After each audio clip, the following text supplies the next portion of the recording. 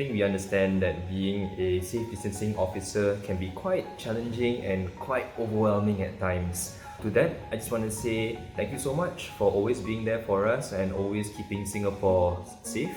Just hang in there, everything will be okay, and we really appreciate whatever you've done for us. So really, thank you from all of us. Thank you and all the frontliners working in the hotel industry, and to thank you specifically for going the extra mile to ensure the safety of all your hotel guests. Thank you for serving on the front lines from all your day-to-day housekeeping, and not only that, ensuring the well-being of all your guests under the stay-home notice. You have truly made a difference in keeping everyone safe in your hotel and in Singapore.